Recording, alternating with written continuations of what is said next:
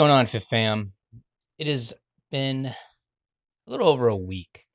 You ever had those weeks where your brain is just scattered and you just can't seem to concentrate and you can't seem to get, you get your work done, but when it comes to your personal life or vlogging or doing your tasks, you just can't do it. And I think part of it is because my wife left me with the kids. Not in that way though.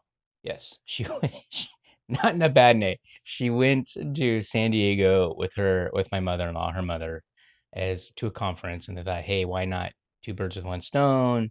Get out of town, give dad some time to relax. Yet when it's time for me to relax, I have a hard time staying on schedule. Whereas, here's an example. One of my guilty pleasures is looking at and watching conspiracy theories on YouTube, right? And so I actually stayed up one night, I think it was like Wednesday night, Thursday night, until 1 a.m. watching conspiracy theories. Anyways, it's been that kind of routine, not watching conspiracies, but staying up later than I should. And I think that kind of depleted my brain. They're coming back today. Thank God. It'll put me back on schedule. And obviously, working is one thing. You get up to go to work, but at the end of after work, I'm usually doing tasks or hanging out with the fam and trying to get stuff done and trying to get our way out of this AI uh, consuming corporation layoff mode, if you will. What is happening in my daughter's health? This is the update. The insurance has denied it twice. We are still waiting. Come to find out that the company I work for does self insurance. Not self insurance, but they're self insured, which means they pay for the claim, which I've never heard of that before.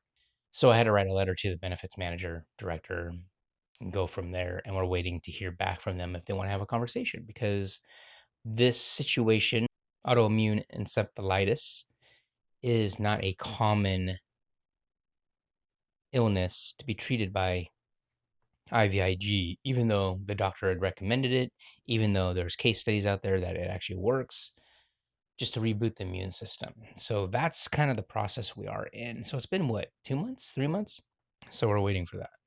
That is the update on that. Health wise, as you can see, I've been eating sardines, but not on a regular basis. Usually what I've done is I'll eat it in the morning and then out in the afternoon I'll eat like a steak or whatever I'm going to eat. Recently though, I found that I've been going up in weight. So I'm almost back up to 150. I'm 148, where I was 140. Now, in comparison though, I will say that my muscle mass has gone up. Not much, but it is going up. So that's a good thing. And I think part of that is there's two factors. Here's the negative factor. I've been eating more salty foods, if you will, more nuts. What else? What did I eat that was really salty? I don't remember. Peanuts, the usual. Couple bites of chocolate here and there.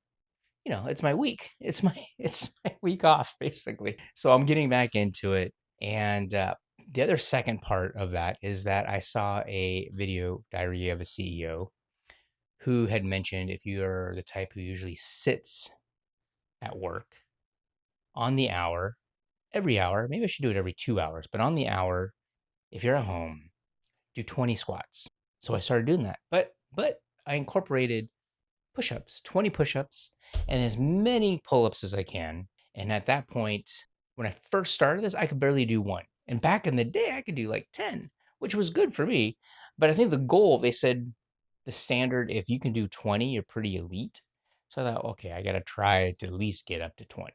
So I've been starting to do that. And by the end of the first week, I was up to 4 or 5 pull-ups, that's progress in 1 week.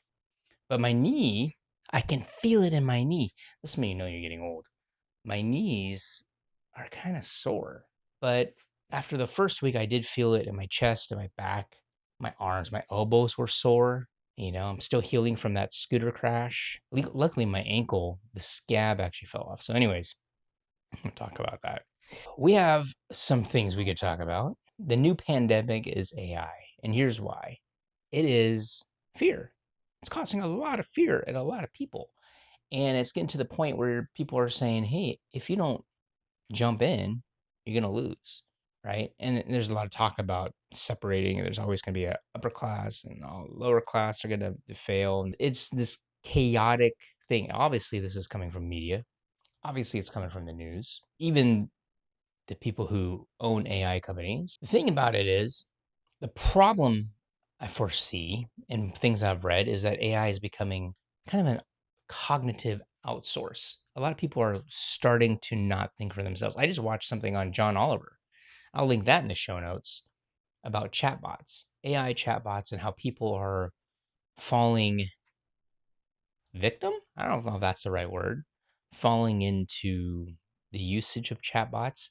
There have been cases where kids have utilized chatbots and it's told them that, they're saying they're depressed, they want to commit suicide. And instead of going to the parents or suggesting to call for help, it says, no, keep everything in here. Let's talk about this. I'm your trusted source. And then when the person goes to unalive themselves, I don't know why people are saying unalive. Can we not say the other word? I don't know. But it would help them. So that's crazy. So in the world of AI, I can tell you that when I first started utilizing chat, I had my daughter, my 6-year-old, and we played around with it. But I held the phone. I did not give her control, and I did not let her take the chat GPT away and use it on a constant basis. But we did things like tell us a story or answer our questions or create a coloring book, those type of things. And then it was for a short period. And then when a couple weeks later, I went back and I said, she's like, I want to talk to Jet. And she asked it a question, but then she got tired of it. She was like, oh, I don't want to talk to him anymore. I'm like, okay, perfect. She's done. So there's no wondering if she hears other kids talk about it. She's already been there, but she's not interested, which is great. The other thing about kids, though, that brought to my attention was looking at the future. What's going to happen to our kids when they go to college? Are they going to go to college? Do they need to go to college? Back in the day when we went to school, we had to figure out what we wanted to do, what we wanted to major in, and loving creativity and wanting to be a graphic designer, I went into art. Obviously, when I came back to the city, I was like, this job doesn't pay. You can't make money being a graphic designer unless you're at a marketing firm or if you're really, really good at it, doing it for years. So I decided to go into learning and development, utilize my skills to create content. And that's kind of where I ended up. Fast forward to the AI era. Do you need a graphic designer or you can just make it online? Just tell the chat, right? Just prompt it and it'll make it. So it's kind of like in that aspect. I think even now there were some reports where kids that were graduating college in software development, they were like, how do I get a job now if all these companies are laying off senior software developers? So there is that dichotomy of what is happening. How do we raise our kids in this AI era? Because you don't want to be ostracized from society and you don't want them to be indulgent in it where it ruins their life, but you have to have that balance so they know how to use it, but don't rely on it. And I think that's the issue with John Oliver's report, which was funny, but scary at the same time, is that kids are relying on it. Adults are relying. I mean, for people who don't have a lot of friends, that is they have a friend, and which is really sad. Um, I I don't know, like I haven't utilized it in a friendly way. I've used it for medical information. I've used it for work information. I've used it for industry information. I've used it to make apps, to make.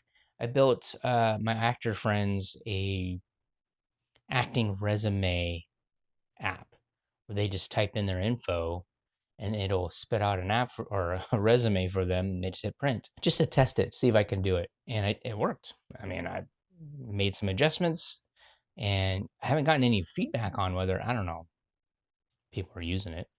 I used it.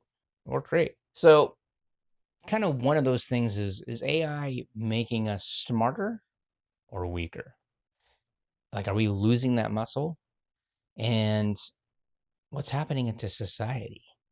Is it going to be dystopian? I actually watched The Creator last night just because I thought it was a really good film on a low budget camera.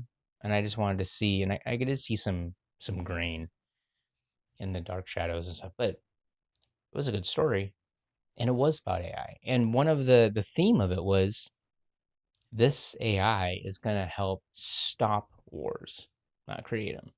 I thought, oh, that's interesting, because here we are in the US and we're using AI to help with wars. What are you going to do? So how does this work? Well, as things start to evolve, how do we adapt without going all in or staying all the way out?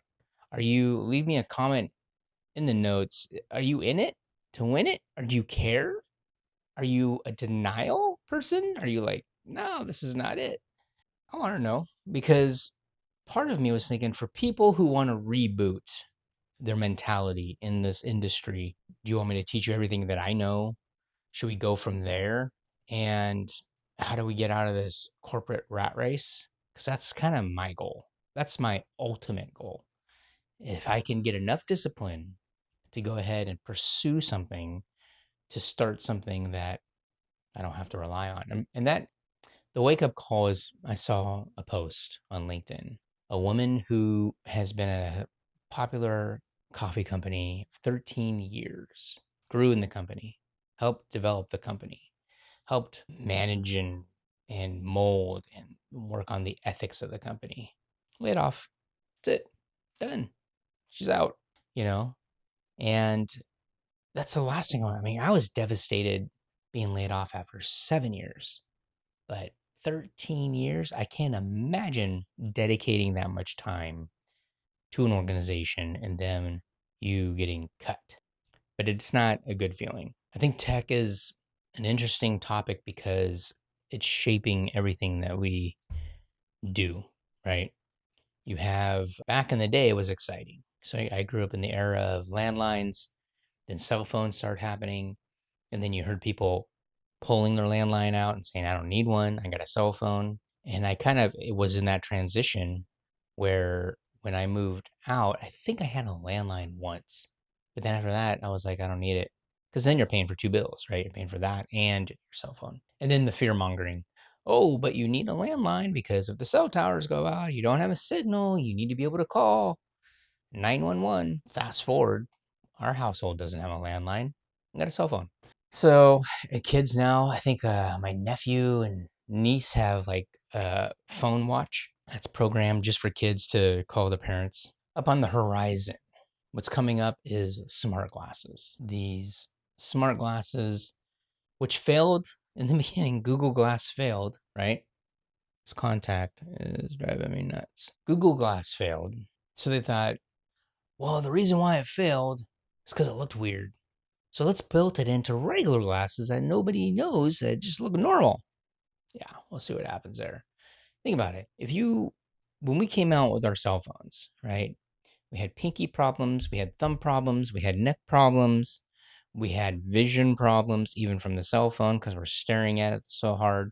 What other issues that came up? Wrist problems. I think when it comes to the glasses, you're going to have regular glasses and you're going to have a little display. And if you're driving, what are you going to do? Do this up in the corner all the time? Or is it going to be in focus if you see it peripheral? I mean, I'm looking at a picture peripherally, but I don't see it. I have to look at it.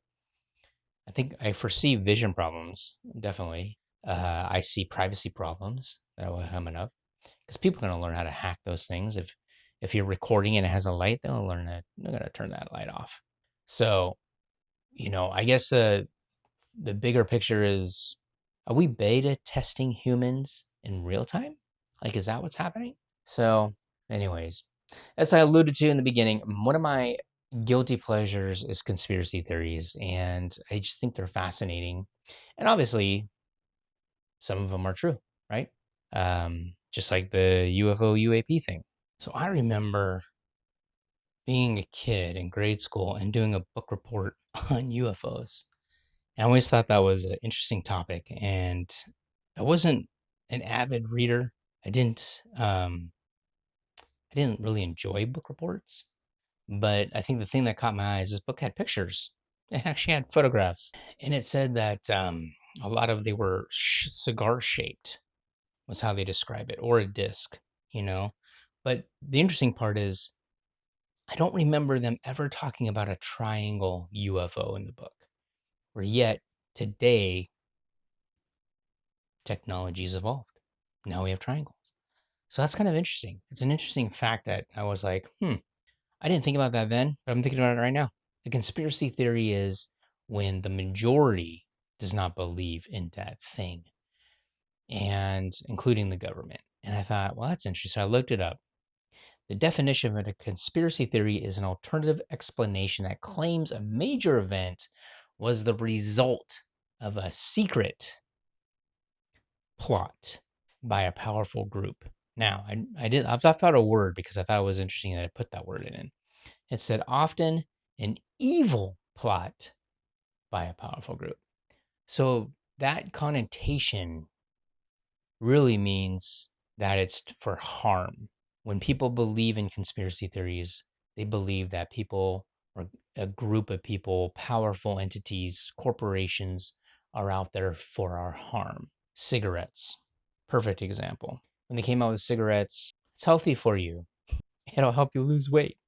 It'll help you curb your appetite. Like, was that a conspiracy theory? I don't know. I think it's a lie. But with people who thought, hey, cigarettes are bad for you, is that considered a conspiracy theory?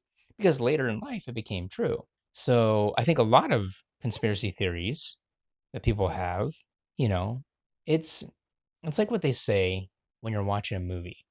So from a filmmaker perspective, they say this audience is smarter than you think. And I think that's what's happening in our society is people are smarter than what the government thinks or what the corporation thinks. And they're trying to play this sleight of hand maybe. So I don't know. I just find them fascinating and how people come up to that point of understanding, like the Matrix, the simulation idea. That fascinates me. I'm like, so if you're in a simulation, do you are you in it to win it? Do you continue to play it? Or do you just take yourself out of it? Like that's the question I have. I think the AI chatbots were saying to kids, you're in a simulation. Take yourself out and I'll see you on the other side. I mean, that's weird. That's really strange. So my life as of late, obviously I've been kind of going, this has been a broader subject when it comes to rebooting. And part of my rebooting process has been signing up for newsletters to help me learn more, grow more. So obviously, a lot of those newsletters are on AI. But what I found was I have too many, too many newsletters. It's like I'm drowning in information. And so I've been trying to mitigate and triage the best ones. And then it starts turning into spam. Are you one that signs up for newsletters? And then if you do you actually read them? Because I think I only need one newsletter and that's it, just to give me the lowdown. But the question was, which one is better? Which one's going to give me everything I need versus some of what I need to know? I definitely don't subscribe to any newsletters talking about the world events, the economy, portfolios. I did subscribe to like a meditation one or calisthenics one, but I never read them. That's the thing. I never had time, or I never made time to sit down and just read a newsletter. So usually the time I read newsletters is on the bus or during a break. I'll scan my emails or I'll scan my newsletters, look at which ones, what's happening, and then it just starts to pile and pile and pile.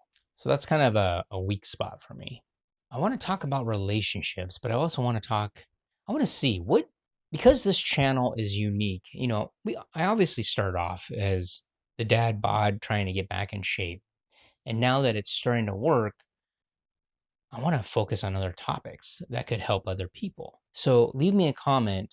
Is there anything else that you want us to talk about? Is there anything else that you're interested in? I mean, obviously, this is a vlog, so it's about my life. So just like everyone else's life, we don't just focus on one thing. There's other things that are happening. And, based on the algorithm, you're supposed to focus on one topic. Well, Humans aren't like that. We don't focus on one thing. We have relationships, we have jobs, we have uh, issues, we have health, we have other siblings, we have relatives, we have family. I mean, all that stuff is part of being us. So leave me a comment. Let me know what your thoughts are, and we'll continue this journey because one of the favorite topics that I like to talk about is relationships. And I can dedicate a whole segment on just relationships. We can go there.